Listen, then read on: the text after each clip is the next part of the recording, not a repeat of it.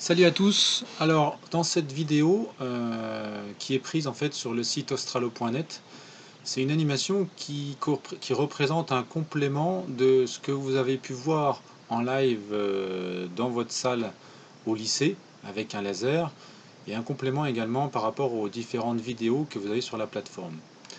Avec cette animation, on a donc un faisceau laser qui envoie de la lumière sur une fente. A noter que au lieu d'une fente, si on avait un fil très fin, on obtiendrait exactement le même type de figure de diffraction. On peut régler deux paramètres. On peut régler ce qu'on appelle dans les formules mathématiques le lambda, la longueur d'onde de l'onde du faisceau laser ici. On s'aperçoit que si le lambda augmente, par exemple avec un faisceau laser rouge, la figure de diffraction s'étale. Inversement, si on utilise un faisceau laser avec une longueur d'onde très faible, proche de l'ultraviolet, la figure de diffraction ici se rétrécit.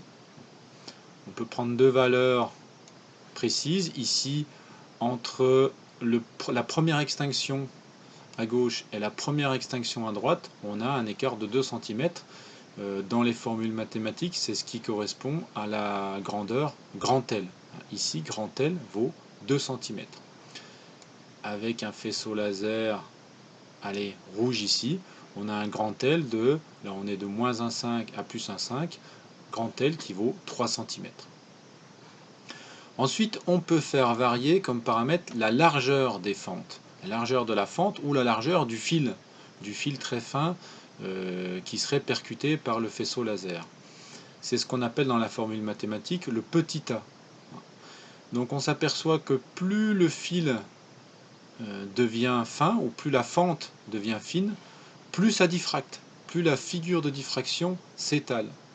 Inversement, plus la fente s'agrandit, plus la figure de diffraction se rétrécit, c'est-à-dire moins ça diffracte.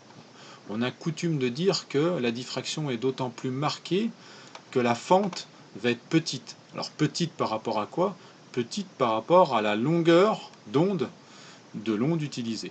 Si vous voulez retrouver cette animation, je vous invite à aller sur le site australo.net. Vous avez plein d'animations qui sont super sympas. Juste un petit problème, c'est que si vous utilisez Chrome comme navigateur, Chrome bien souvent n'accepte pas les fichiers SWF.